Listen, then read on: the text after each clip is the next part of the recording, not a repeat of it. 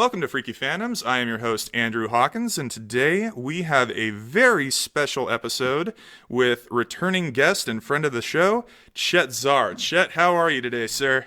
Hey, good. How are you doing? Thanks for having me on. Hell yeah, hell yeah. Glad you're back. Yeah, I was thinking about some of the old shows that we've done in the past. Yeah, it's been a while, huh? Yeah, but, you know, people are still listening to the old show about Devo. People are still... that was a good one. Yeah, man.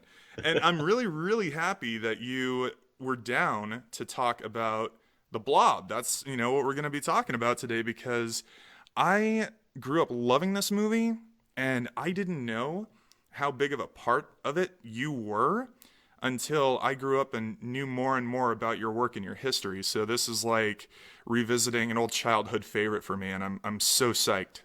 Excellent. Well, it was definitely I would say, the most formative movie of my career as far as me as an effects artist.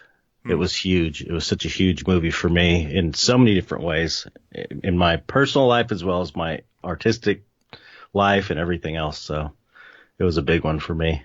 Hell yeah. Well, let's do a couple of minutes of recap before we start really getting into it.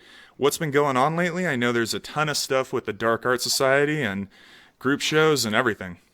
Yeah, well, we have the Dark Art Society group show is still up, and I think it's getting extended for another couple of weeks. I need to talk to Gary about that, but it was going to be ending Saturday, I think, but it's definitely getting extended. I think it's another 2 weeks. So mid-November?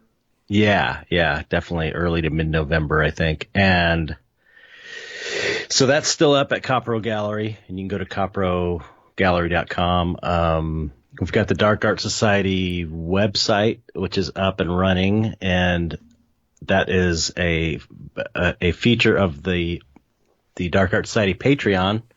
If you subscribe to the Dark Art Society Patreon for at least $1, you get free membership in the website. So we're trying to get people off of the Facebook group so they don't have to deal with the hell of Facebook and can just connect with each other. Yeah. Without dealing with all the awful stuff on Facebook. So that's going well. We're just kind of getting that up and running, and people are getting used to it, but it's really, really nice and smooth website. Thanks to Josh G for creating that. And I think that's about it. I'm just wiped out from Halloween studies I did up until Halloween. I was painting all these studies to try and take advantage of the holiday cheer. Yeah. Everyone. Studies. We're all so busy during Halloween. Like, that's something I know about the Dark Art Society and the entire group and the community is everyone is slammed during October. It's like our Christmas. Yeah, it absolutely is. You know, we're the most active we are all year. Everyone's being the most productive. There's so much going on. It's like, what are you going to do each month? How are you going to, you know, celebrate and then still keep your traditions? Like, Deborah and I did our annual letting, you know, trick-or-treaters come up to the house and see the cemetery and the hangers and us, you know, answering the door and handing out candy. But we also made sure to watch Legend of Sleepy Hollow and Night of the Demons and Midnight Hour and all the traditionals. Cool. But, you know, it's crazy. It's so wild just to see how much everybody's doing. And touching on the site's awesome. You know, thanks. being a member of the Dark Art Society and being a part of the community and the group, I'm glad to be on there where, like, artists and fans and everybody involved can just get into the forums and talk, and I'm psyched to see, you know, speaking of Christmas, how we're gonna wind up doing that gift exchange and stuff, because that's something I'm looking forward to. That should be fun. Yeah. Well, the other cool thing about it is it's just now developing, and the whole project has been a real grassroots kind of thing. So people can come in and bring their ideas to the table, and you know, and it's anything goes at this point. We're coming at you. I think you came up with that idea, right? Was the gift exchange your idea? Yeah, because that's an old Chud thing. Like when the Chud family was getting ready for the holidays, we'd just do, you know, DVD and Blu-ray exchanges with everybody, and we'd celebrate film. But with the Dark Art Society, I can't wait to see what kind of fine art and dark art everybody shares around. Yeah, yeah. So I guess that's what's exciting about it too, is just all these new ideas and building this community and just kind of seeing what people come up with. Yeah, and it's a fine art movement, so it's, really important in the history of art, and it's awesome to see it continue to grow. Yeah, it is. It's exciting. Well, that leads me to the first question about the Blob. Is the Blob a dark art movie? Yeah, I mean, and I would say it's certainly got incredible artistry. Yeah. My God, the effects. I know. That's what I watched it last night. I'd seen it not long ago. I watched it and I was like, wow, I was impressed by it all these years later. And I watched it again last night. That was maybe a couple of years ago. And I watched it again last night and I was like, man, some of the effects on that are, aside from like a few matte lines, because the whole blue screen technology was still kind of. Talking about the run through the freezer in the back of the diner? When you get that overhead of the Blob chasing Kevin Dillon and Shawnee? There was a lot of cut out looking green screen stuff, or blue screen maybe they were doing back then. But I was really impressed with all of the effects. Really, there was it was really a super practical effects heavy movie. Amazing that they did all of that. Can you imagine nowadays doing that many practical effects? It wouldn't happen. I don't know how. I mean, it would have all been CG for sure. Yeah, that's what I want to hear you talk about, is like how many people were on each of the teams, how much work went into it, how, much did you pull out of your limited resources? I mean, there's just so much. Yeah. Well, okay. Let's start at the beginning. I got hired by Tony Gardner before the Blob. I showed my portfolio to him because I had a friend from out of the state that I met through the Dick Smith correspondence course, which it's like, I think it was $1,000 or $1,500 or something. And Dick Smith would basically mail you installments of this makeup course, everything he knew. And this is back in 86, probably. Around the Cellar Dweller days?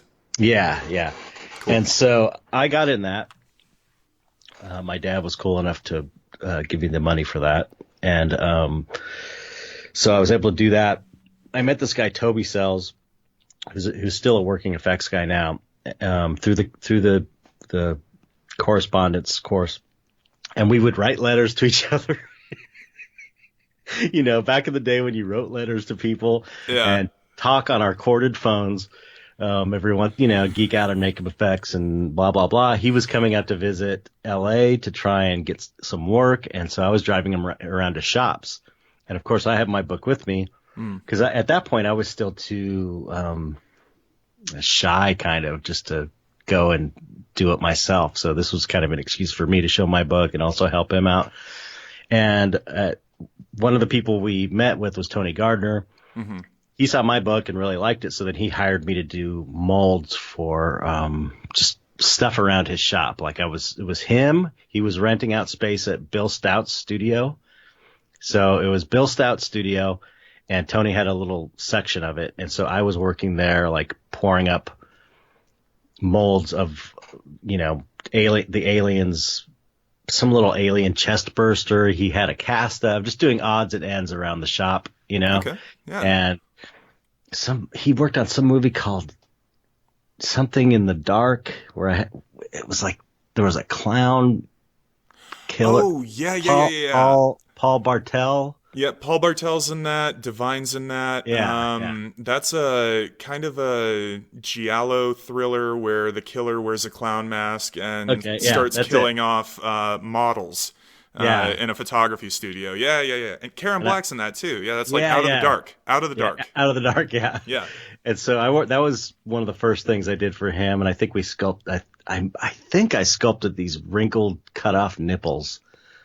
But there was just weird molds, maybe a little sculpting. Anyway, sure. He gets the Blob, and if you watch the new Blu-ray, I watched the interview with him. He talks about how he got that job. That was like his first big job, the Blob. He'd only worked for Rick's, on Thriller, and You talked about Stan Winston a little bit, yeah, and worked then with the Stans. Chuck Russell basically, said, "All right, yeah, you can come on independent." And then some stuff fell through, and like a week later, he was doing the entire Victim Shop. Yeah, yeah, Crazy. basically. So he brought me with him because at that point I was like his assistant, sort of, just for, I don't Cool. know, a few weeks or something. So he brought me in there, and I was, this is probably 86 or 87, I think. The Yeah, movie came out in 88, so 88. So I'm must sure have a been year. 87, yeah. Yeah. And so I was 18 or 19 maybe, and I was super green. So I came in Crazy. there and I would just do whatever, like mole, anything. I just kind of would do whatever needed to be done. And by the end of it, I was the painter on the show. Like I painted all the blob, or not all of them, but a lot of the blob. I was the painter in that shop basically. Hmm. And I did some sculpture. I did the little Eddie thing was like my gag. So I was in charge of that. And then the Sheriff Geller head, puppet head, and, a bunch of stuff. So, anyway, we Lyle Conway, I guess, rented this huge shop in Hollywood, like right in the middle of Hollywood, which was really weird to be working right off. I think it was right off Hollywood Boulevard. And if That's crazy. especially back then, Hollywood Boulevard was a complete shithole. So it was one time during lunch on the Blob, I was sitting outside. And it was around that time I discovered punk rock and underground music. So I was like, I had, long black hair. Half of my head was shaved like everybody's doing nowadays again. Sure. And dyed black hair and, just like punky, just ratty clothes. And I sat down outside and some homeless guy came over and sat next to me. He thought I was homeless.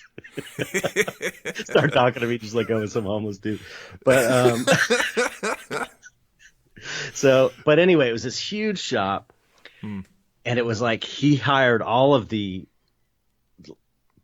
guys that were, big names in the business at that point, plus people that ended up going on to be huge deals in the industry, winning Oscars, Mhm. On our side, we had, just off the top of my head, we had Bill Sturgeon, who was ran Rick Baker's shop. We had Sean McEnroe, who was one of the original Rick Baker guys, from American Werewolf in London and Thriller and everything. Oh man. Let's see. Was Corso around?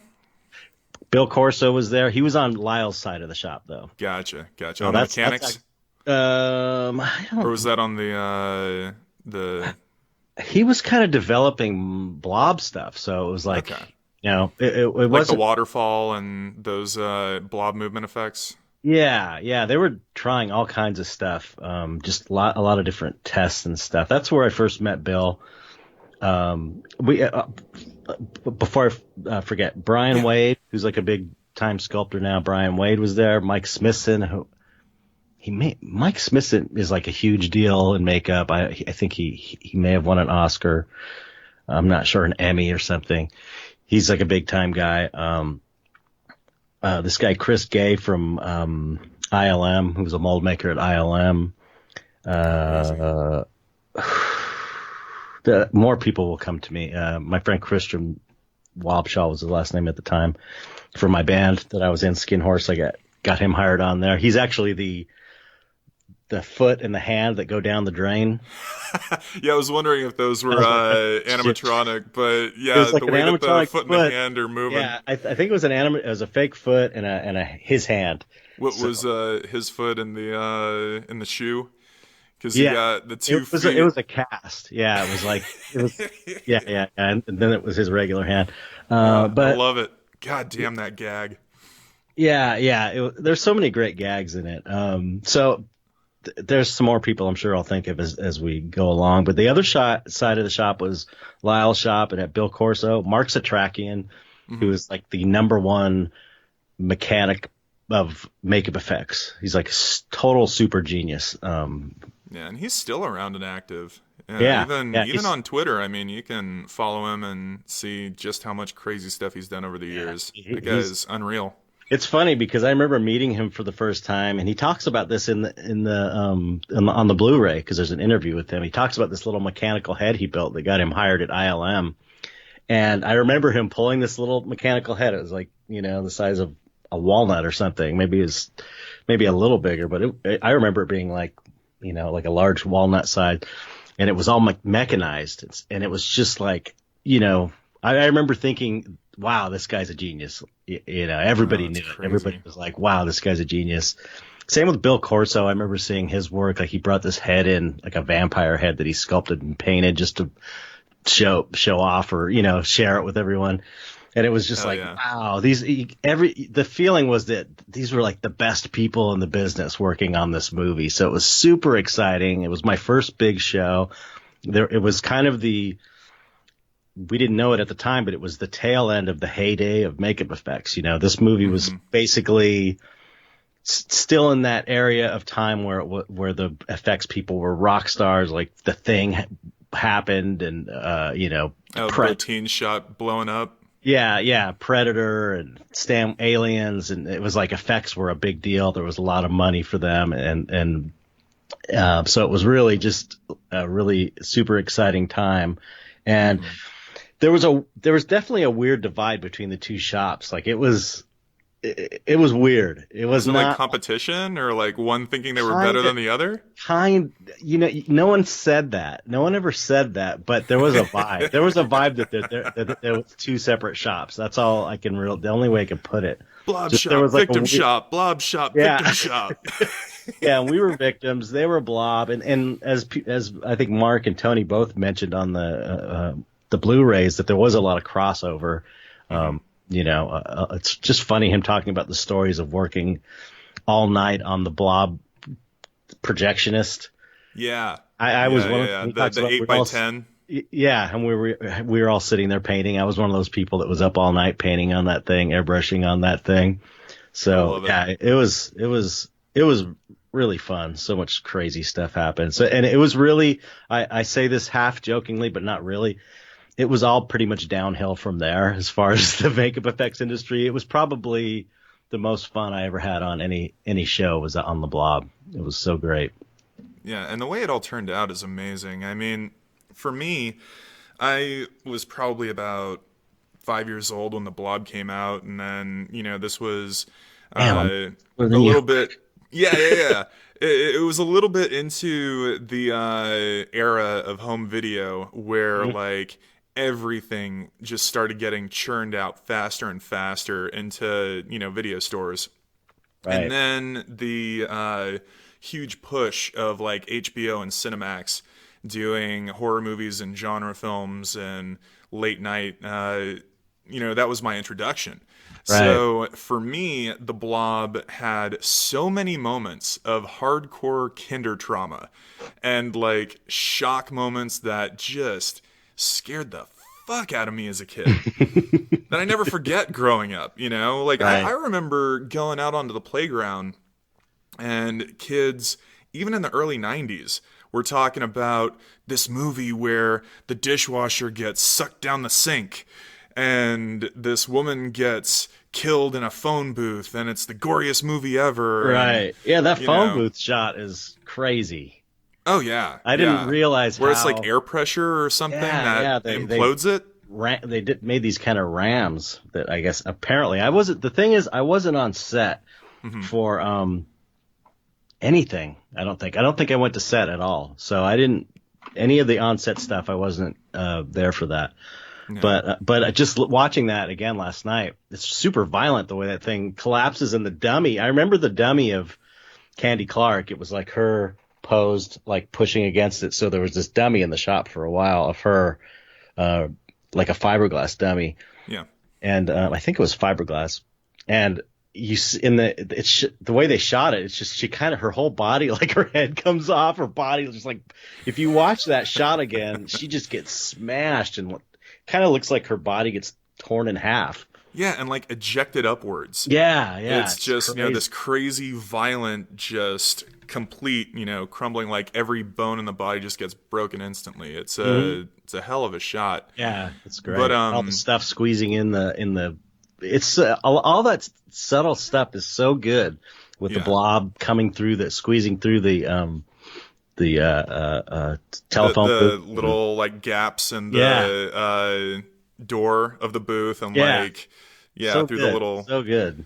Yeah, that's the thing too, is like there are these subtle moments in the film, that are just brilliant, and some of them are like even moments where there's a really quick kill that you see in the theater that eventually leads to a reveal, like the one I think we talked about of was it Gardner's wife who gets her head moved and then it's just Cindy, dissolved.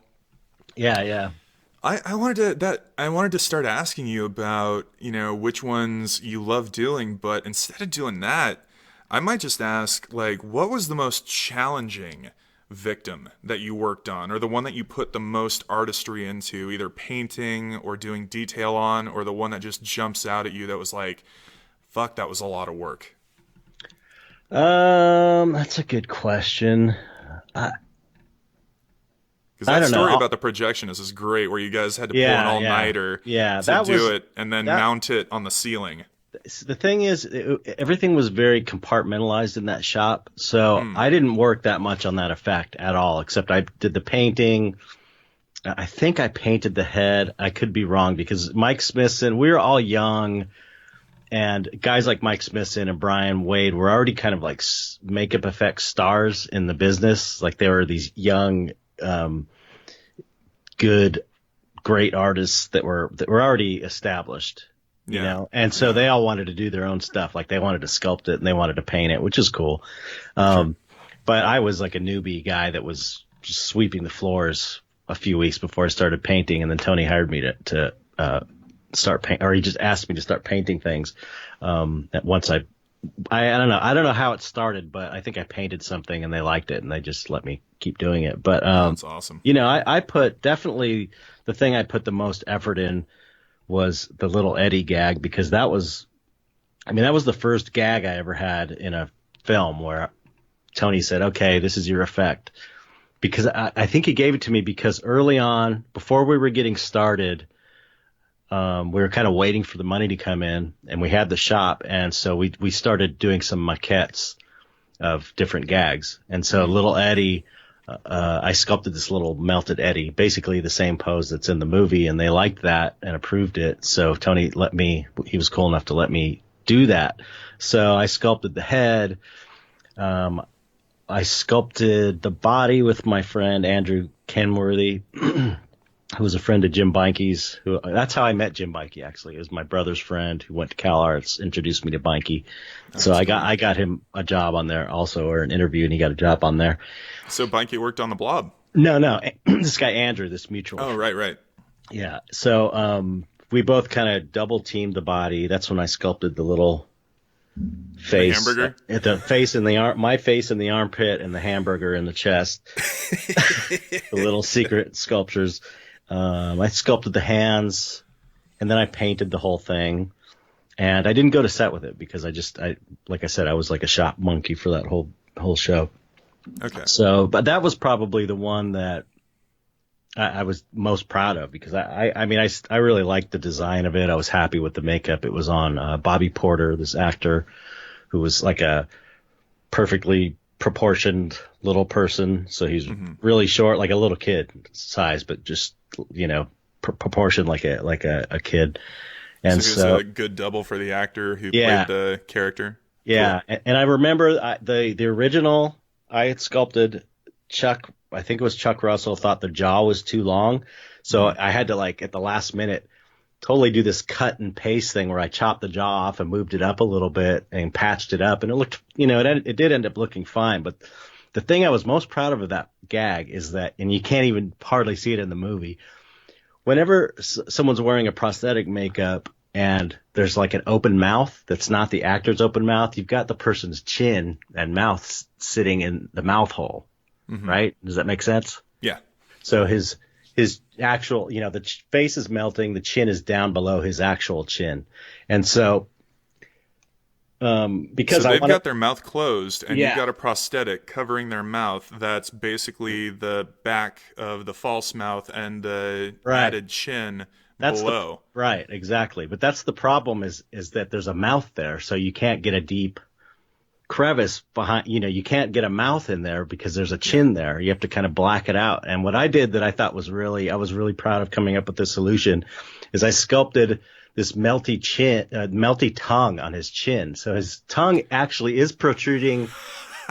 Or Bobby Porter's chin is actually protruding out of the mouth, but there's a foam tongue on it. So I've sculpted it It's to look the like a tongue. best. So, and it worked perfectly. It looked great. It Yeah. looked like this big open mouth with this tongue hanging out, kind of melty tongue. So that was the big effect for me.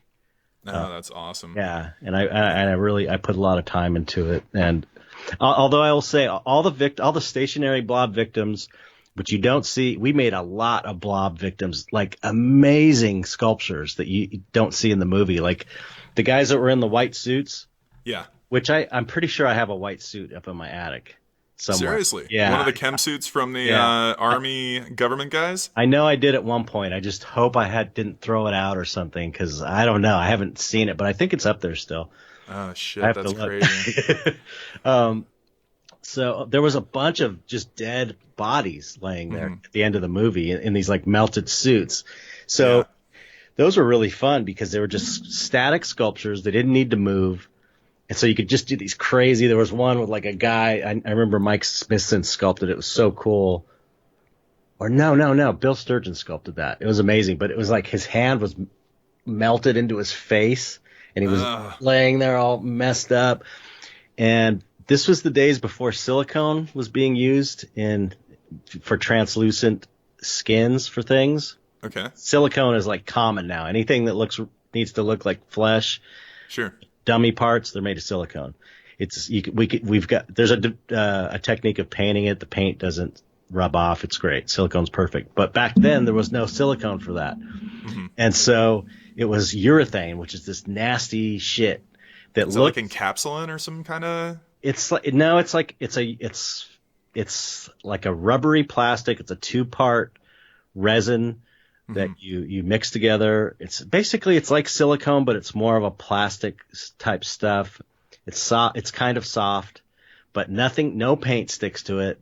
It's very toxic. You have to use this toxic, nasty paint. So we had to figure out this way of painting it. And the process was a nightmare because paint would rub off of it. Nothing would stick to it. So I had to I had to use this prosthetic glue to sponge over it to make it tacky. And then I would airbrush these special inks that I found, airbrush all these veins and details. Then I would have to go back over it with a sponge and then this prosthetic adhesive that dried clear.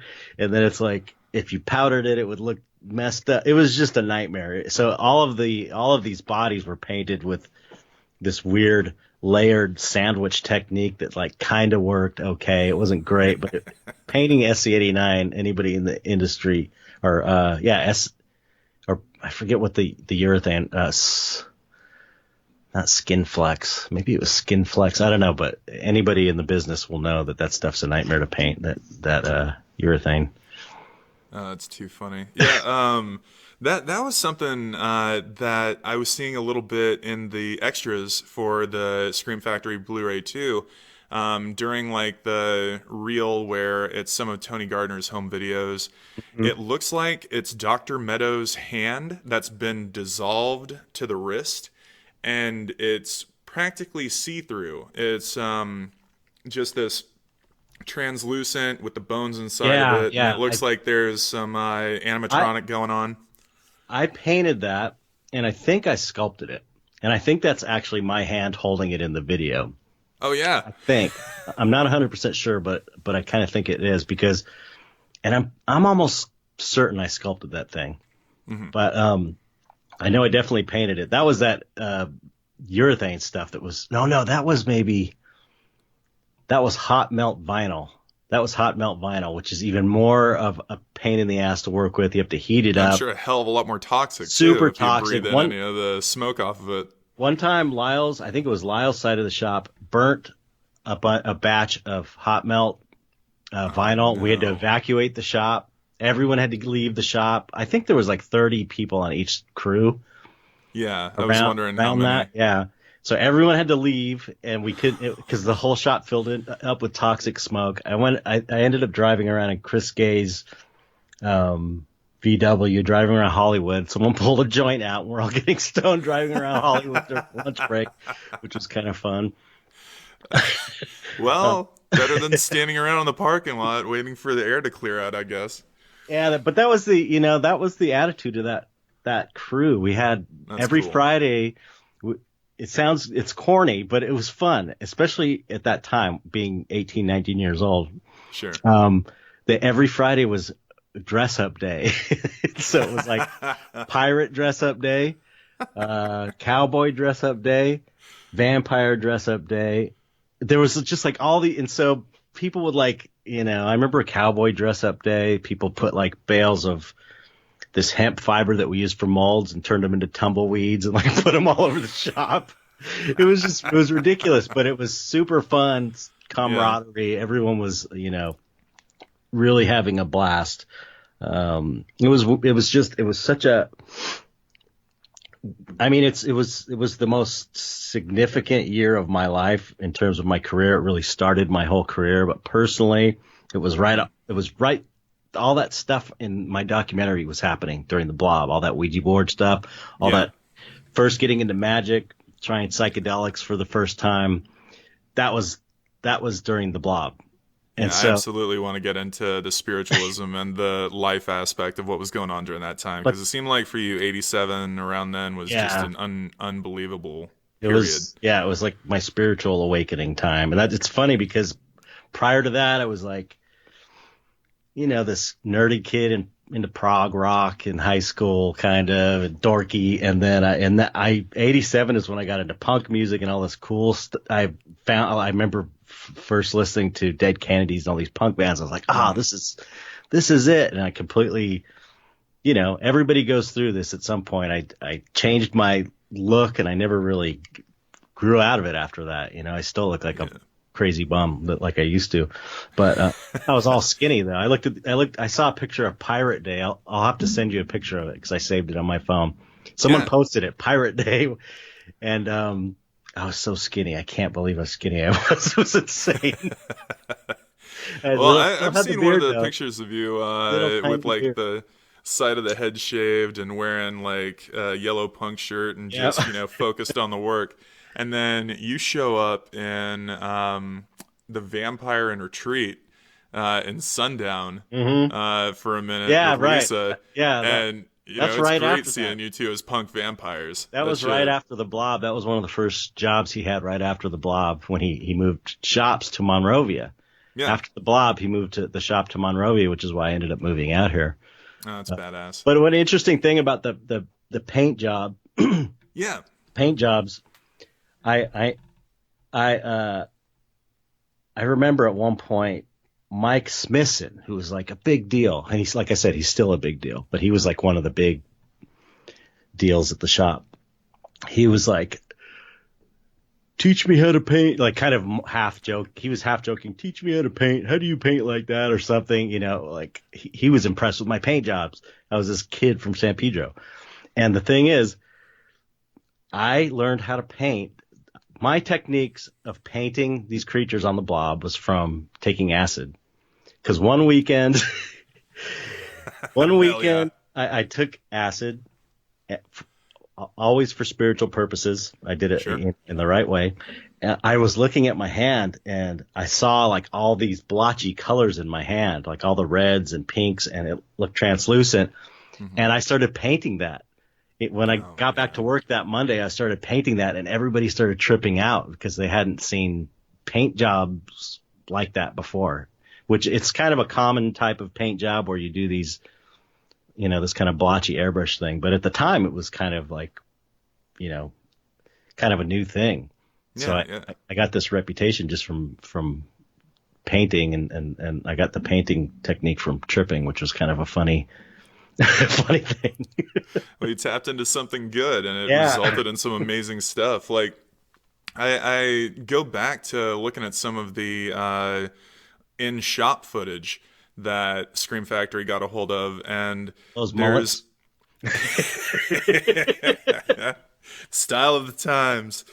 The thing that jumped out at me that was just unreal was when everyone is spraying a liquid on the half torso of the vagrant, Right. who is dissolving in the doctor's office that Jack Nance has, which is my favorite fucking cameo in the movie. Right. It's absolutely amazing Yeah, that Pete Martell I is in didn't the notice fucking that. Blob. Yeah, I didn't even notice that until I watched it last night. I was like, wow, what a Yeah, trip.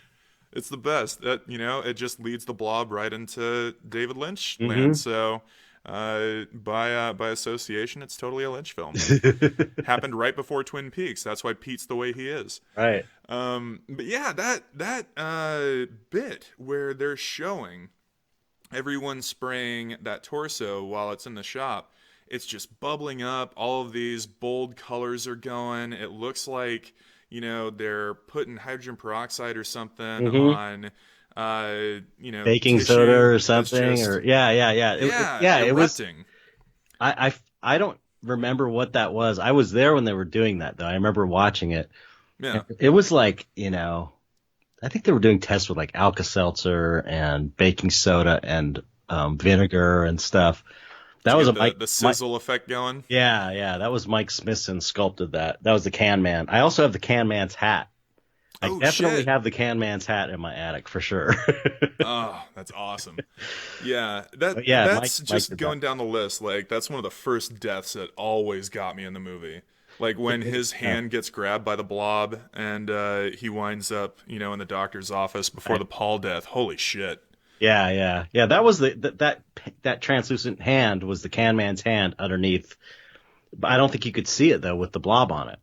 Yeah, I don't it's even know if they used that because you couldn't see it, but we did have that hand yeah, mechanical for that. that's awesome because Yeah. that's one of the reasons why this film is great. The fact that they've tried to preserve all that stuff and put it out there, Right. so fans like me can put the pieces together and not only know more about what we actually see in the final film, but know about the shit that didn't make it into the movie. And Yeah. there's one huge set piece I want to get to, but I'm going to get to it after going down the list Okay. of like the victims. Before you get into that, one thing Yeah, man. I will say is I have got an amazing story that I have to tell you at some Yeah. point about Sheriff Geller.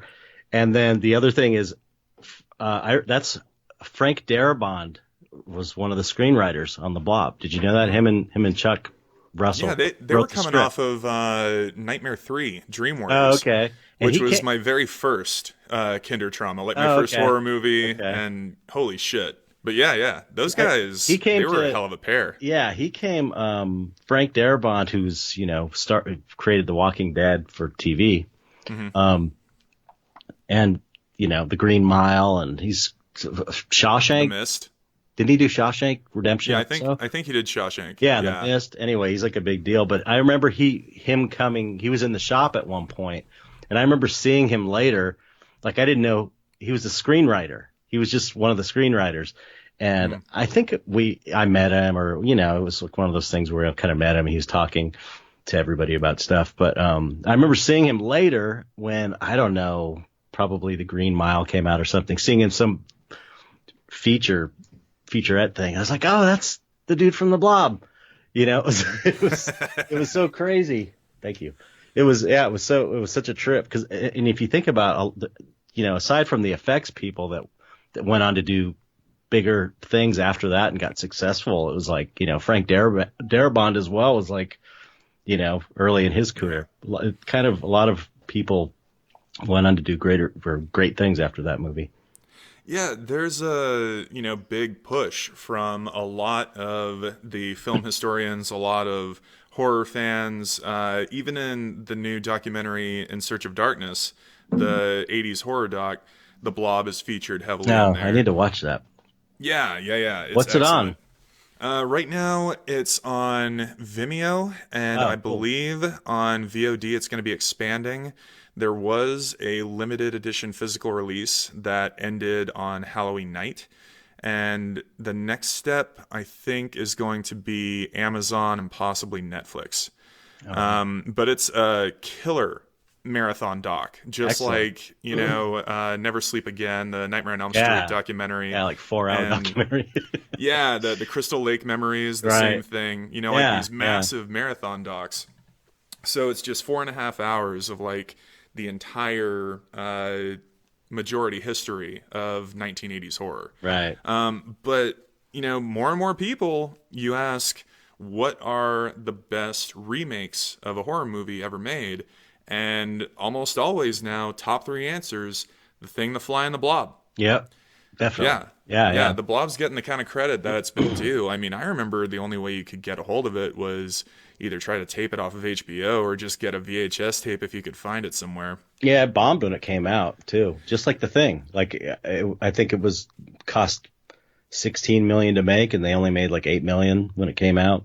Which is crazy to me because now it's considered a total cult classic. I know. But same with The Thing. The Thing bombed when it came out.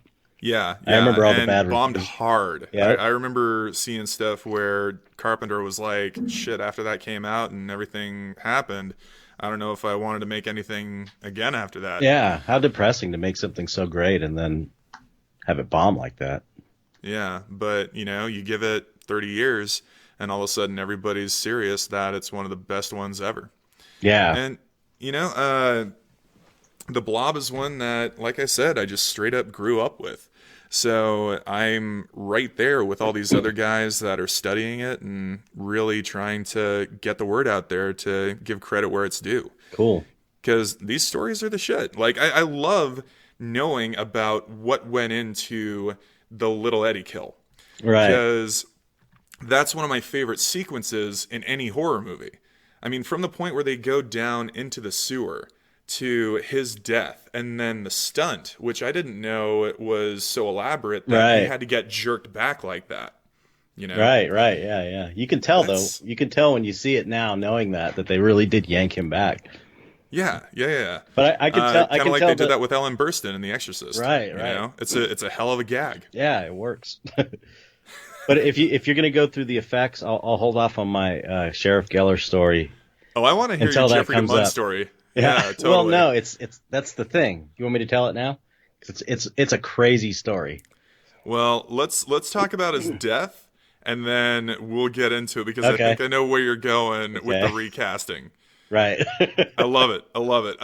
So yeah, we're at the point in the movie where the main characters, Shawnee Smith and Dylan, are running around, and the Blob has killed the fucking dishwasher. Right. And holy shit, that bit. And then after that, we've got Candace Clark running out to the phone booth, calling the sheriff's department, and saying, "Where's Herb?" Mm-hmm. Get Herb on the phone. And then you get the receptionist saying, "Oh, he went down to the diner." Yeah, that's great. Dial tone. That's great. And then your effect just gets like the best shot. Yeah, it's great. Yeah, 'cause if you look to the eye, it gets, there's like a mechanism to where the eye like kind of stretches and kind of moves. Yeah. So that was like, I remember we did a live cast of Jeffrey, what's his last name? DeMunn, yeah. And he's another Darabont guy. Right, and one of the first movies I ever saw him in, which is hilarious. If you want to watch a great Christmas horror movie that you might not have seen, look out for Christmas Evil. That came out in the late 70s. I remember that, but I've never seen it. Yeah, New York guy goes nuts, dresses up like Santa Claus, and it wound up being, I think John Waters still says it's his favorite Christmas movie ever made. So that's high praise. That's a ringing endorsement. But yeah, Dylan's in that one. And so, he's great. Yeah, he's great. He's a great actor. So we cast him, did a clay pour basically of his face, and I sculpted the side of his face that's all melting. I just kind of made it all drippy and melty. That was like veins coming out the back. Yeah, it was like a foam latex head. It was a pretty simple gag. It was foam latex. and it had a mechanism, I think, to push the eye away or something to the side of the face. But they had glued a bunch of it was shot in a water tank. They glued a bunch of fabric, silk, silk strands of fabric that kind of, in the fluid looked like veiny flesh melting away. There was a lot of silk on that show. Like the Blob was basically made of silk and methocel or methylcellulose, this food thickener. There was seamstresses that were just sewing big quilts of silk with pockets in them to inject methylcellulose Blob fluid. Yeah, with big syringes into the. It was messy as hell, but it really looked amazing. That's crazy. Yeah. I mean, I didn't know that silk was the fabric that held the whole thing together. Yeah. Well, not any, but a lot of the moving, the shot with, what's his name? Donovan Leitch. That was like these, silk blob quilts full of methocel, layers of them being pulled over him.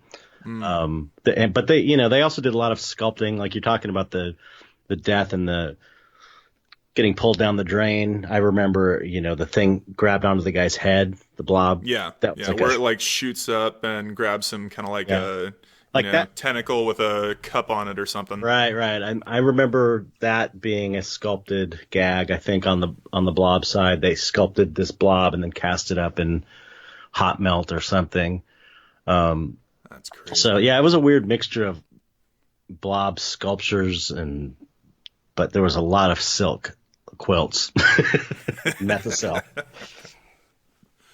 I heard, I didn't go to set, but I heard stories about people were slipping and falling on their ass constantly on set because that stuff is really slippery. So it was just like people just like slipping on banana peels. Like a pocket would burst and then all of a sudden, whoop. No. It was like when you filled that, when you have 5-gallon buckets of methocel and syringes, it's everywhere. It's all over. When you're putting, it's not like they stay in the pockets. It's like you put them in the pockets and they leach out of it. So the whole quilt is just this dripping, gooey mess that's all over the floor. And you're carrying this thing around. It's the nature of the beast. It's like, yeah, totally. These quilts were just slime everywhere. You know what I mean? Just dripping all over the place. Yeah, it was thin. It was thin silk, so it was. It's not like it had any strength or it had strength, but it was like it was like almost like screen material. So it would like leach out, and most of it would hold in the little pockets to make these bulges, but it would still be seeping. Yeah, constantly. Everything was just wet, and slimy.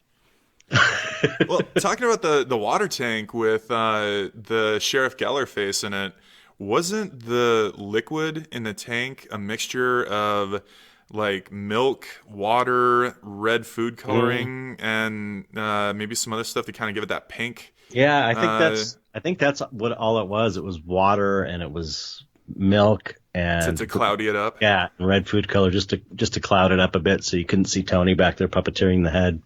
Ah, damn, it's so effective. I know. Crazy. It's a great shot. I forgot how cool that was until I watched it last night. Yeah, and the way that it's all like composited together, you've got the tank, you've got the interior of the booth, you've got like we were talking about, little subtle bits of blob that are coming through the air gaps in the door, and then you've got that overhead shot, and apparently a miniature was used as well. Right. I don't think I was they used hearing it, Gardner though. saying. Yeah, but I don't think they used it.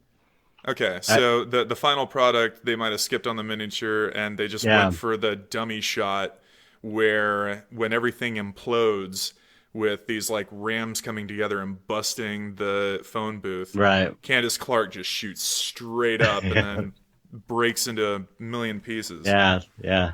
It's insane. But the face of Geller, the way that like the jaw and the teeth are just kind of like extending. That's right. I forgot about the way that. it's like dissolving and separating. Yeah. I remember gluing. I glued, acrylic teeth from the dentist you can buy for dentures. I glued them individually all over the face as they kind of went, trailing up, gluing these little teeth on. Just an old No, it's nuts. memory. That's the thing about the effectiveness of the horror in this movie is that, putting it into perspective, you're not so much afraid of the creature other than, what it can really do. The look of the creature is just, a big fucking thing of jello. But Right. looking at what's actually inside of it, seeing the expressions on the victims' faces, seeing the horror in their eyes and how animated they are. That's another thing about Geller's death that makes me think. I always got the impression that maybe he might still be a little bit conscious Right. Yeah. Yeah. while he's being dissolved, just Right. because it's such an emotive facial That's expression. true. Yeah. Yeah. I never It's thought so of that. fucking Yeah. well done. Yeah. He's turning his eye a little bit, and then Yeah. Candy Disturbing. Clark's freaking out. Yeah. Yeah. Yeah. A lot of the But victims have this kind of, just like the Donovan Leitch thing, I at that final stage Oh, where his God. jaw and blood's coming out of his eyes, it's like that's a really disturbing image. And it's punctuated by the, synchronous cue sound effect of like the gurgling kind of distorted scream. Right. Right. Like where it just goes, "Wah," it's so good. Yeah. But I want to hear this Geller story and then dig into more of the fun of the movie. Okay, so the weird thing about this story is that on one level it's just a funny weird story. On another level, it's one of the craziest synchronicities I ever had in my life. So cool. I don't know if I've ever told you this. I don't know if I've talked about it, but I'll just say We've talked a little bit about it if it relates to Skin Horse and Gremlins. Yeah, okay. And Jeremiah was a bullfrog. Okay, I'll tell it again though for the audience, but Please, I want to hear it. so that the Sheriff Geller was my effect also as far as, art directing it. That was another one Tony gave me, I think because I did a maquette as well that got approved for that. And, okay, how do I start this? Around that time is when I was meeting with, Beinke and Lisa, and we were, if you want the backstory in that, get Chet Zar, I Like to Paint Monsters, and it talks about the whole backstory. We were having spiritual experiences, using a Ouija board, meeting every weekend in between working on the Blob, and having these crazy, Beinke and I were tripping a lot and stuff. So it was a fun time. The stories in the documentary have to be seen and heard. Yeah. Yeah, it's crazy. So, but I had a band, this punk band called Skin Horse, and it's kind of a thing, especially back in the day, for a punk band to do a punk cover of a straight song or a country song. Dead Kennedys did the theme from Rawhide as a punk song, or Viva Las Vegas, they did their version of Viva Las Vegas. It was kind of a thing. And so we did some covers. I don't remember what covers we did, but it was like funny punk versions of a couple songs. But the one that Beinke was like, "Oh, you should do Bony Fingers." And I was like, "What's Bony Fingers?" He's like, "Oh, it's a song by Hoyt Axton, this country song. It's great." And so this was going on for a while. It was before the internet, so it's like, "Oh yeah, that sounds like bullshit." And he's like, "No, really, it's a song called Bony Fingers. It's great. It'd make a great punk song." And I was like, yeah. And that went on and on. Finally, he got the tape and played it for me, and it's great. It's a great song. Kind of a typical country song about spending all your money, and you work your fingers to the bone, and what do you get? Bony fingers. It's like all the regular hard working themes, 16 stone shit. Yeah, and just work, spend your money, doesn't get you nothing but bony fingers when you work your fingers to the bone. And so my soul to the company store. Yeah. Absolutely. Exactly. And so I ended up taking it to the band. The band loved it. We did this great version. It was our finishing song, like the last song we would always play. It was really fast. Cool. We had this drummer, Nick Pasiglia, that was so fast. He used to smoke weed and play drums to Led Zeppelin songs on 78 speed. He would like crank back in the record player days. He'd crank it up and he'd play along to Led Zeppelin on fast speed. But that's awesome. But he was this really fast drummer. So anyway, that was a success. So right around the time that happened, Tony's like, okay, the actor's coming in tomorrow for Sheriff Geller, so you got to do the live cast. I was like, all right, who is it? Hoyt Axton, who was in Gremlins. But he was an actor, but he was mostly a songwriter, and he was the guy who wrote Bony Fingers. That was his song. So Yeah. like, whoa, Bony Fingers, what a trip. That was like the craziest synchronicity right around the time that happens. I'm working with Hoyt Axton. We do a cover of his song, which is like this big ongoing joke between Beinke and I, not believing him that it exists. And you and Beinke had no idea Hoyt was going to wind up being cast for the Blob at all. No, not at all. Yeah, totally random. And it was like, wow, and the weird thing is that, we were getting into all this kind of magic and spirituality. So for that to come out of it was really like, wow, that stops you in your tracks and makes you go, well, there might be something to all this. When something like this happens, that's impossible. That's an impossible coincidence. So anyway, he came in and I did his live cast. He was super cool. He was high or drunk or something. Hoyt Axton, super cool, fun guy, but he was fucked up. When we were doing his live cast, his eyes were just like, whoa, like you could tell he was on something. He didn't see, he was on something. And he was talking about partying and doing drugs and taking drugs with Elvis and seeing Planet of the Apes on acid with Elvis, I think. Yeah. I love that this is like just a few years after Gremlins when he's in one of like Joe Dante's Christmas classics. And he was totally open about it, and just like he was like this like partier. Late 40s, early 50s, going on. Lived the life, lived through the 60s, taking acid with Elvis. Or no, they saw it was Planet of the Apes or 2001: A Space Odyssey or something. But he was just going off all these stories. And I was like, oh, this guy's too funny. And so we did his live cast and everything. And then for some reason they cast Jeffrey DeMunn. Did he die? Maybe he didn't die then, did he? Hoyt Axton. I don't know when Hoyt Axton passed, but I assume maybe late 80s. Yeah, I wonder if it was because he died, but which would kind of make the whole thing even weirder. But anyway, so it ended up being Jeffrey DeMunn, and that's pretty much the story. So we just did everything we were going to do on Hoyt Axton on Jeffrey DeMunn.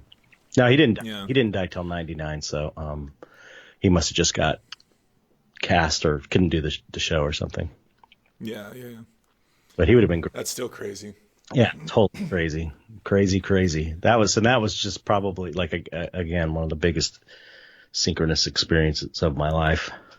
See, I wonder how it would have been with Hoyt Axton in the role. Jeffrey DeMunn has a different kind of facial build. Yeah, right. It's interesting because, around that time, Jeffrey DeMunn also did another role as a sheriff that's gone down in like cult classic history. He was in The Hitcher with with Rutger Hauer. Mm-hmm. That's a great one. Yeah.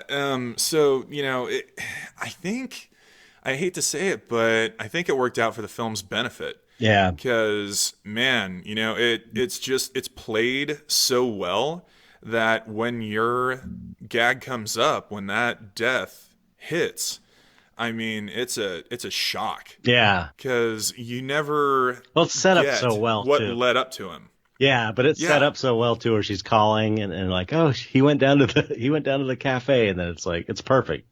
Yeah, because they were gonna have a little date night sort of meetup kind of thing, and that's what I think is super fucking clever about looking at this from like the writing side of it.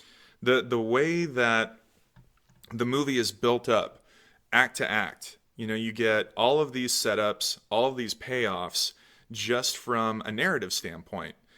But because it's so effects heavy and it's such like a practical, I don't want to be cliche and say gore fest, but the fact that each of those payoffs open up for such a great scene with these effects, it all just intertwines perfectly. Yep. And I wanted to ask you if you got hit up or you heard anything or you knew anything about a bit before his death where he confronts the Blob, or if it was always something, or if you never even thought about it. What do you where mean? It was just going to be, well, he leaves the station, you Oh, don't see him, No, and then all of a sudden, boom, there he is. no, I think that was. There was never any additional effect? I don't think so, because the maquette I did was basically that head.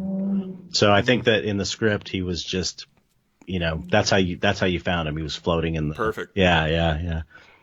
Yeah, that doesn't feel like a thrown together scene. That really seems like a well constructed scene. So I imagine it was just like that from the get go. I'm sure I read the script at some point. I probably have a copy of it somewhere. I have to go in the attic. I got so much shit up there.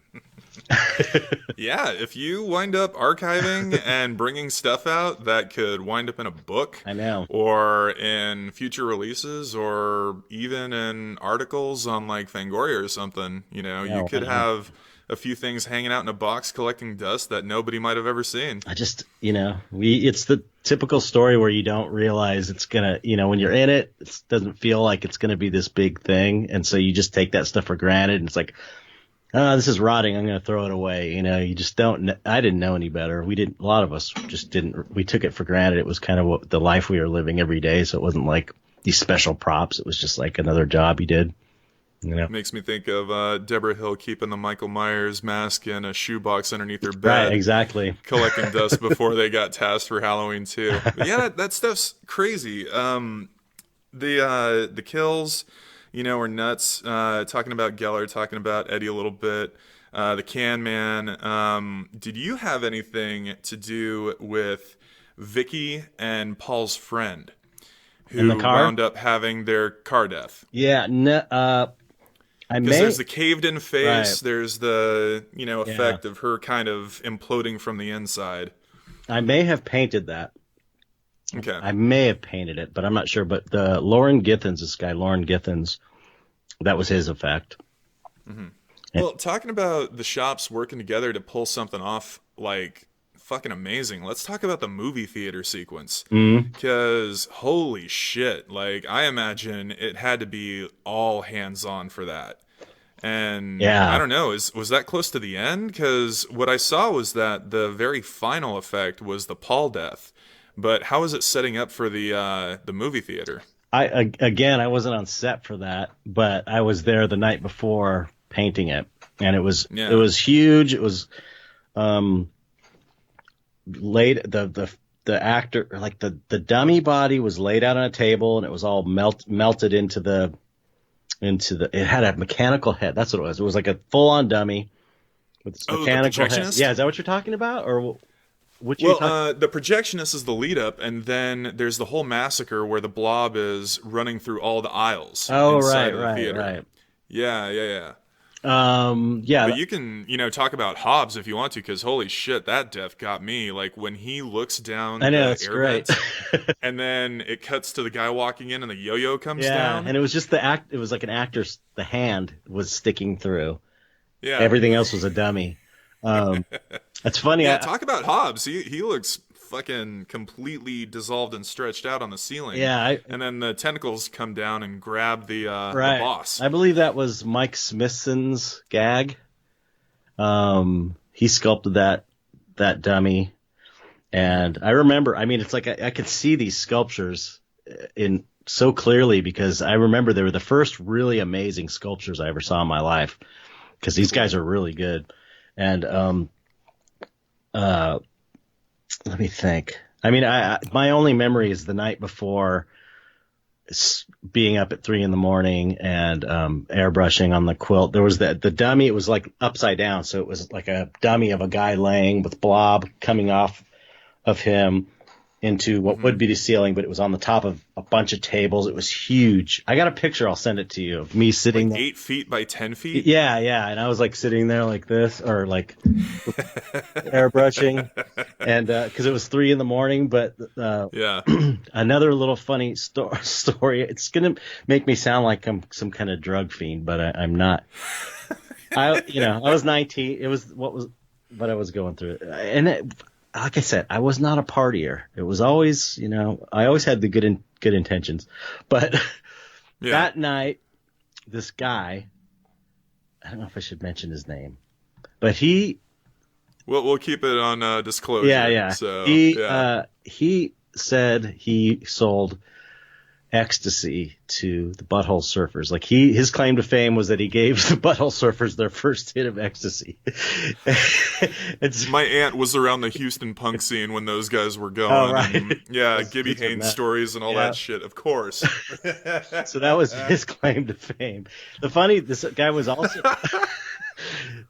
also a magician too. So this is like an occultist magician. This dude, and he, That's awesome. yeah. So that's another weird thing about this. Is I was going through my stuff, exploring all this stuff, and it was my first exposure to like ceremonial magic. I started meeting these people. The first time I ever really met, and at the time I was like, "Ooh, what's with these pentagrams? Was this satanic?" Like I didn't even know. I was so naive about it. But flashbacks of Hammer horror movies. Yeah, right.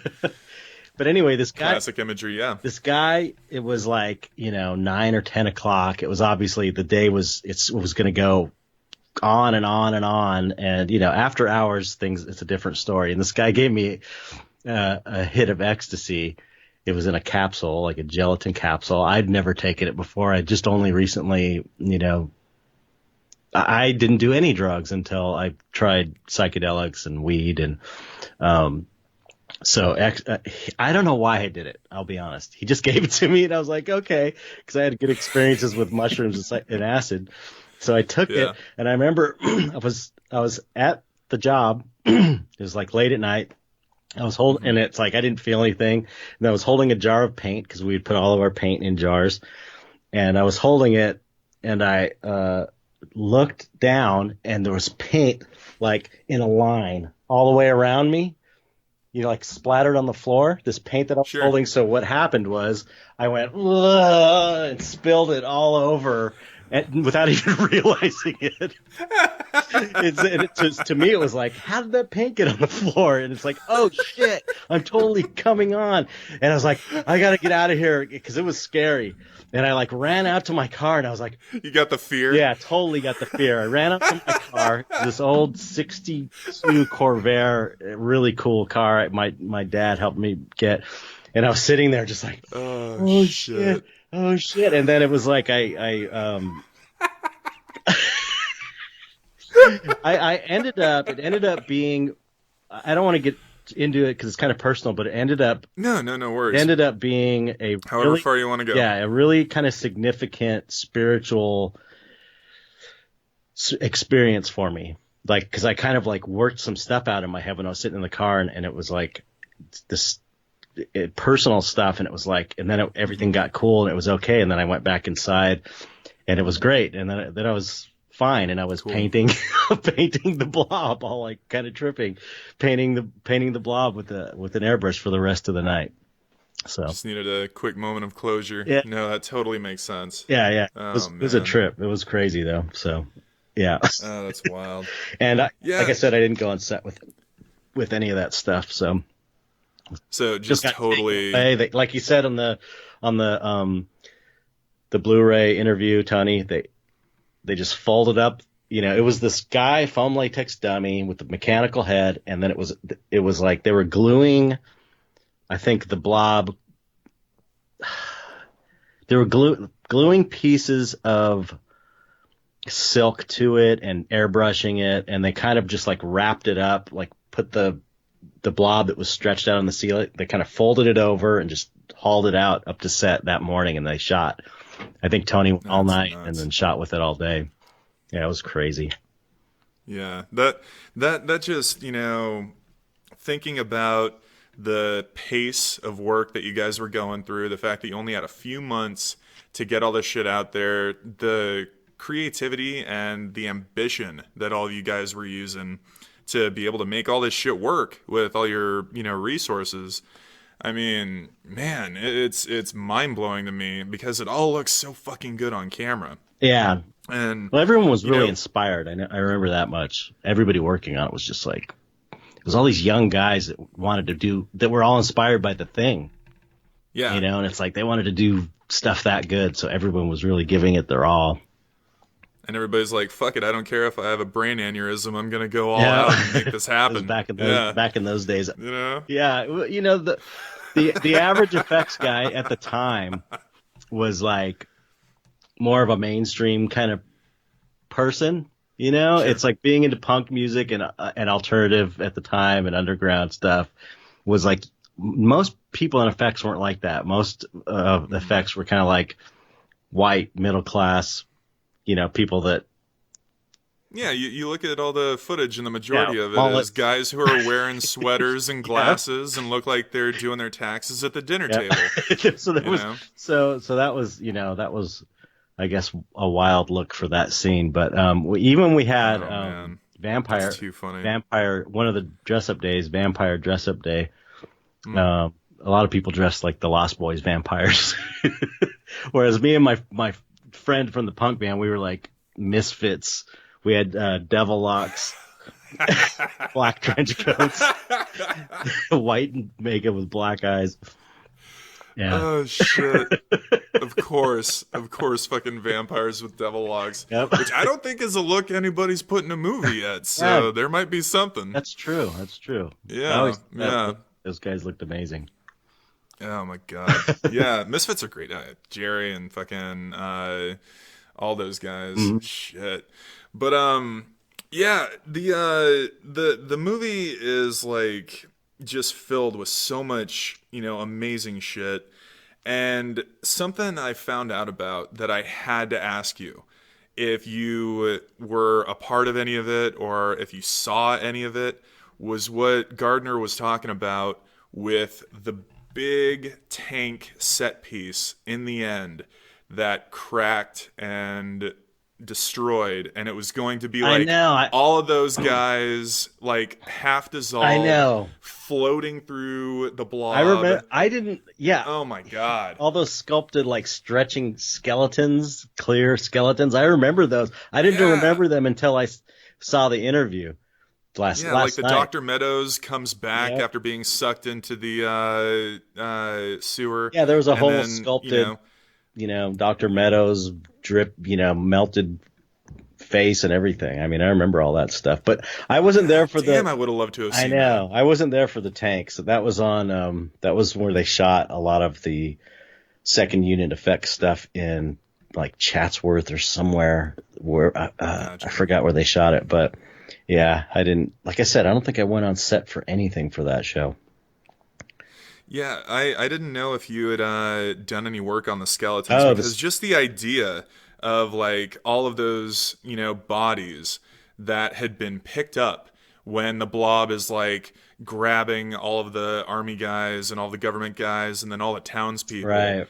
And you just like see them, floating through the ether. I know. That would have been fucking amazing. Would have been amazing. Yeah. I don't think I directly did a lot on the skeletons, but I do remember seeing them. They were cool though. They were like skeletons that were all stretching. The jaw was all stretching and they were melty. It's really cool. Man. And cast in like translucent materials too, with like iridescent powders mixed in maybe. It was a trip. They were really Yeah, because I think Tony Gardner was saying like some of them kind of had a glittering effect to them. Yeah. Kind of like the way that like the blob glitters when it's in frozen form. This is funny. This is weird. I'm talking about all these psychedelic things, right? Acid. Yeah. My first acid experiences. If you look, I think on the credits, it says COA Effects Group. That's I think for Tony's Is that the crew. Birth of Alterian? Yeah. And COA stands for Clowns on Acid. And, of course it does. And the reason that there was, I think, honestly, candidly, acid was going around in the 80s, in the late 80s. Sure. But the reason it was Clowns on Acid was there was a guy named Mark Siegel, I believe. I think he was a mold maker from ILM. And he was an older guy, an ILM guy. And he used to be a clown at Ringling Brothers, and he said they used to take acid before they would go out and do their clown routine. Holy shit. So that was where Clowns on Acid came from, because that's like such a crazy idea that you would go do all these clowns would be these hippie clowns would be taking acid at Ringling Brothers. And so when you see these old films of them running around like crazy, they're all tripping balls completely. He said also that, they would. That's amazing. And they'd be getting all stoned. Like he said, at one time they had in the little clown car where they all pile up. They opened the door and just tons of weed smoke came out of it. Because they're all smoking weed in the car. That makes me think of like Brave Little Toaster shit, where I think there's a either clown car bit or a scary clown who has smoke all around, but it's because the building's on fire. But then immediately I start thinking of like Santa Sangre and Alejandro Jodorowsky, just going off into psychedelic streams of what a circus can be. But that's fucking amazing. It's hilarious, right? So I think I'm pretty sure I should have checked, but I'm pretty sure in the end credits it says COA. COA. That sounds right. Yeah, I want to go back and check through again. Yeah. The movie is one that I think keeps coming in waves. It's one that different generations keep getting distributed to them by one mean or another. But for a while, I thought it was going to be like a lost. We were never going to get it on a really good HD Blue. Yeah, right. And what I love is that, I get to see this transfer and see how good it looks. And also, like, play the, 2.0 original Stereo Master and just kind of really embrace how much I love the movie and how great the effects are and just how great it looks as a film by itself. And how tight it is. I know. It's really underrated. You look back at a lot of the stuff in the 80s, even popular things like, what was it that I just watched recently? I mean, a classic, but I think it was Total Recall. And it's like, that's a classic, Verhoeven. Great movie, but man, it's like Arnold is fucking awful. Like, if you watch it as an actor, he's terrible. Like they just got a guy off the street and had him act. That was my impression. It's like, it really stuck out to me. Like, everything's great except, this. Watch it again with that in mind. But I'm going to defend Arnold's performance in Total Recall until my deathbed, just because I think he plays that role perfectly. And the way that fucking Michael Ironside gets frustrated with him is the most excellent counter balance. Michael Ironside's great. Michael Ironside's an actor. But anyway, I was taken aback. Like, how did he get away with this? Act just from a craft, charisma all day. But from anyway. No. I'm totally tracking. But that was, I'm 100% with you. But that was like, wow, that really is a kind of a blight on that film to me. And watching the Blob last night, it's like the script was good. The acting was good. There wasn't any, the only thing that at all took you out was some of the matte work, I think. And that's just because the technology was, not great at that time. Some of looks like the Blob is kind of cut out a couple times, Other than that, everything else is just kind of top notch, I thought. Especially for that type of film. It's just, like you said, it's really tight. It's just well done. Chuck Russell did a really great job. What's his name?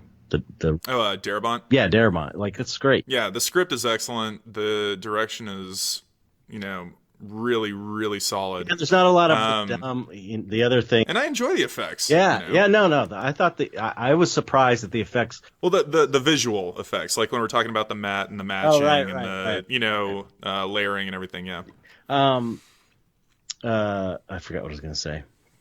Never mind. Well, we were talking about Darabont and Chuck Russell, and then maybe a little bit of the acting, and I think everybody's doing great work. Yeah.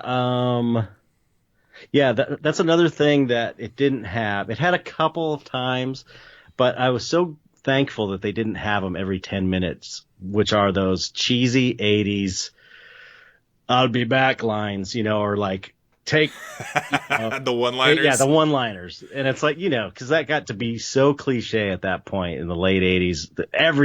Especially every horror movie was just like someone would get killed and then they'd say a one-liner, or they're about to kill someone and they do a one-liner. And it's like, okay, at that point, come on.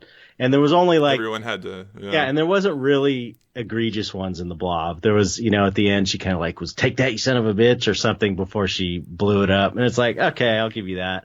Kevin Dillon had a couple here and there, but some of those 80s movies are just like, it's just shameless. The amount of one-liners are ridiculous. So I was appreciative that they didn't have that many one-liners. It showed a little bit more integrity than a lot of movies from that era, I thought. I always think about it like you've got the "I'll be back," the definitive Arnold line. Which that's a great one. Every action movie. That is a great line. That's a great line. Oh yeah. I still watch Terminator, and I'm surprised just how people latched onto that. Right. Because, it's just a quick right. throwaway. Yeah, it's true. But it became a sensation. Yeah. But for horror movies, for me, it's always, "Hey, asshole!" Everyone has to have their "Hey, asshole" line before they, like, try to shoot Jason or, like, defeat Freddy or Michael Myers or, Yep. So the "Hey, asshole" lines in the Blob are a little bit limited, and I appreciate that, too, for sure. The dialogue's really good. Yeah. And it's cool, too, how Shawnee Smith practically becomes the hero at the end of the movie. Yeah. So... Yep. it ends with the cheerleader in the beginning wind up kicking ass and partially saving the town. Yeah. It was it was good. It was. I mean, and that scene where he buys the condoms is funny. That was funny when he goes to meet the girl's father, and it's the pharmacist. I mean, I forget the actor's name, but that character actor is always great when he shows up and great, stuff. But I was like, that's funny. But one thing I did want to bring up too is that Del Close, Del Close, the Reverend. Yes. Yeah. He's, I don't know if you've researched him much, but he's a magician. He used to be a magician. He's dead now. He was like totally a magician guy, and he was like an occultist magician, and like a full-on magic circle kind of guy. Yeah. Like, and look him up because he's got this huge history. He was a lot of I think he ran this like Second City improv group. He was a comedian. He was an actor. He would do acting workshops, and he's like revered by actors. Like when he died, Bill Murray, I think, had this huge celebration of him. All the people from the old Saturday Night Live in the 70s were like, he's the guy that got us where we are today. He apparently all these people he taught acting and improv to went on to be huge stars, and he was always kind of this like just this cool underground weirdo guy that everybody knew him that was in that kind of comedy world, improv world. So I thought that was pretty cool that he's this trippy weird character that gets overlooked, but you'll enjoy. Like there's some movie that only people that do this workshop they get together and watch every year. It's like an interview with him, and it's no one else can see it except people that are in this program that he taught or something. Never been distributed. Apparently that's been released outside of the group. Yeah, and it's like it's a trip. It's a trip. But I the one thing that I cannot figure out why they did this is that hand thing at the end. Why? Why? I get it. Okay, I remember it was a rigid hand. It had cables going down the arm, right? Yeah. They could have just hid the cables behind his wrist, and it would have been fine. I cannot. That was like you had to do a whole matte shot for that. That was, and it's a great ending to the movie.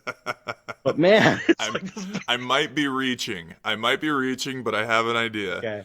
It worked so damn well in the blood test scene in The Thing that they decided to go exactly with Maybe. that kind of setup. That could be.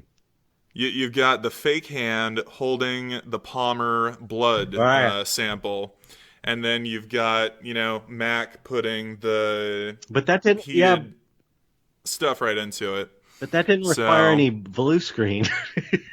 I know, and that's the thing about it too, is like maybe they're like, all right, we want to do this, but we're gonna add a visual effect in there too, and it's gonna look great. I'll have to ask Mike Smithson because that was his gag, I think.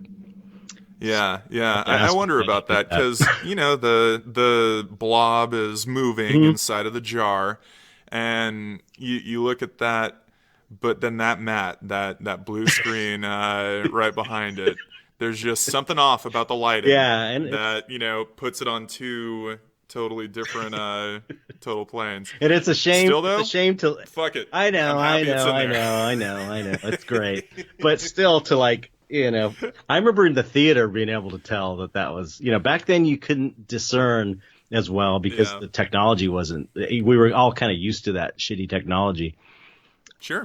So a lot of the Matt stuff. I remember seeing it at the premiere. It's like I didn't notice half the stuff I saw when I watched it on Blu-ray, but just because our eyes weren't trained to recognize these things because it hadn't been done that great yet. You see enough of it over so many Yeah. years, you're gonna pick up Right. on like what doesn't look color graded just right. Right. But I remember watching that at the end, going, "Oh man," seeing that in theater, like, "Oh man." I remember kids complaining about that shit too. Like, oh yeah, it's awesome, but that end with the Reverend really sucks. It's such a bummer. I'm It's like, a bummer. "Nope, I'm a fan." It's a bummer for that to be the last shot. But at this point, that's kind of part of the charm of it and puts it at the Totally. time, Totally. It's a movie to me that has very minimal like warts and all factor. Right. And Mhm. sometimes like Oh. some of my favorite movies, even fucking Blade Runner has the goddamn "One More Kiss, Dear" moment where that song plays, Right. and it affects the movie and it affects the soundtrack. But I consider both of them 10 out of 10. Right. Like some of the greatest shit. Yeah, and if you were to compare to some of the more cheesy '80s cult films, it's Oh it's yeah, so much better it's way better than your average horror film in the '80s, I think. As Totally. quality, as far as like the overall quality of it in every aspect of it, it really is a cut above because there was a lot of stuff you look back on. It's like, now you watch it because it's so bad and funny and stupid. Yeah, well, some movies are party movies, Right. and some movies are ones that are worth studying and, being academic with. And I kind of think The Blob falls into both categories to a degree, because there's so many moments of payoff that you watch it with a crowd, and it's a fucking blast. And then there are so many moments of, technical Marvel work that it's just like, fuck, I want to, sit down with this and really soak it in and learn more about it. But yeah, like I said, we were watching Night of the Demons, and Night of the Demons has some really fun and goofy stuff in it too. We were watching a little bit of Black Roses, the rock and roll horror movie where a demonic rock band kills an entire town of kids who want to go and see the show.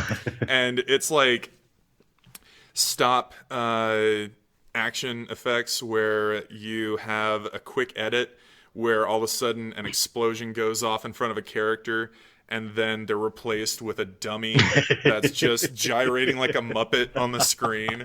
And Excellent. It's ridiculous. Yeah, so there's fun shit, Yeah. and then there's shit that's a real cut above the rest of the pack. Yeah. And that's the reason why The Blob is considered one of the best damn remakes, and not only that, one of the best 80s horror movies that came out during its era. Yeah, definitely. And then I fast forward 3 years and everybody's doing shit with CG that looks absolutely god awful. Right. Yeah, and again, I'll say that I'm really grateful for the opportunity to have worked on that. So I got to thank Tony for hiring me on that, because that really started my whole career in effects. It was I look back at '87 as pretty much the most fun year of my life. I had just a great punk band that we were playing in the Anti Club on Melrose, this old punk club that's not there anymore, but it was like we would be playing on weekends. I remember doing for this band Skin Horse. I was doing flyers while I was on my lunch hour, scanning pictures from the autopsy books we had and making Skin Horse flyers. It was for your references for the there was that. Yeah, there were effects. so many books of cadavers all around. There was like every bit of reference you could find. But I met my wife and got together with her around that time. We're still married today. I had all those spiritual experiences. I had my first psychedelic experiences during that time. I mean, it was like that year was just crazy for me. It was probably the most significant year of my life. And the Blob was part of that, it really was. That's awesome. Well, Chet, it's been an absolute blast talking to you about the Blob. Just like we're talking about ending on, anybody who's listening who hasn't seen the documentary yet, I Like to Paint Monsters, seek it out, find it online, get it on iTunes, Chet Zar. Get a copy of it. Chet Zar. Yeah. I Like to Paint Monsters is what's good. They made us, the distributor made us put my name in front of the title, so it's Chet Zar. I Like to Paint Monsters. It's easier to search, apparently. Yeah. It's out there. It's out there, folks. Find it. See the stories about the years that we're talking about, because they're incredible and they're inspiring as hell. And talking to you, going on about the Blob, I mean, this is the kind of shit that makes me want to go out and try to get the gang together and, be ambitious and make a fucking killer movie. Yeah. Yeah, I love hearing this stuff. I eat it up, and it's just been too much fun talking to you about it. Yeah, thanks for having me on. I was gonna say you can get the Chet Zar I Like to Paint Monsters on iTunes, and you can get the DVD on my website at chetzar.bigcartel.com. Yes. So what's going on? What's coming up soon? I'm still recovering from Halloween, from painting all those studies. Damn, that was crazy. They turned out great. Oh, thanks. I loved the studies that you were putting out. Man, that Barbara Steele one sold fast, and it was awesome. And then the Vampira the Phantom one. Oh my God. I still have a Vampira, and that I think is one of the Frankenstein ones. No, you did so many great ones this year. Yeah. I still got a Vampira Classics. up and a John Barrymore Mr. Hyde from 1920, which I think is really good, but nobody's bought that one yet. But all those are at chetzar.bigcartel.com. I think we might have a closing show for the Dark Arts, first official Dark Arts Society group show at Copro coming up this month. I don't really have anything else. I'm too tired to even consider anything else. I think I got Nico Hurtado's tattoo convention in January. I'm going to have a booth at, and awesome. Monsterpalooza next year. Coming up in around March time usually, right? Yeah, March or April or May or something. Springtime. Yeah. Yep. So, but yeah, you can. Oh, if you want to see what I'm up to, I'm posting daily on Patreon, and my Patreon is patreon.com/chetzar, and I'm constantly putting time lapses and progress paintings and all kinds of tips, art tips and stuff. And then the Dark Art Society is my podcast, darkartsociety.com. We have the website there. You can find a link to the podcast. We're up to 137 now episodes. Yeah, the group's growing. Yeah. And you could join. Artists, fans, people from all different sides of the art spectrum. Yeah. Musicians, filmmakers, writers. Yeah. And you can join the Patreon there and get the podcast a day early at patreon.com/darkartsociety. So that's pretty much everything I have to promote, I think. Hell yeah. Well, folks, go and search stuff on Chet. Seek out Chet Zar I Like to Paint Monsters. And if you want to get involved in the Dark Art Society, there's great stuff coming up soon. So, Chet, again, thank you so much for talking today. It's been so good going through the history of the Blob and finding out all these stories about the background. My pleasure. How stuff was made. I loved it, man. Thanks for having me on. It was super fun. I think I hit every major story that I wanted to hit, so that's good. Hell yeah. Tapped me out. If there's anything you ever remember after you go through all the stuff in the attic, Okay. then maybe we'll do an article or two. We'll see how it Cool. goes. Sounds good. Awesome. Thank you so much, everybody, for listening. We've had a blast. We hope you have too. And this is Freaky Fandoms. Thank you.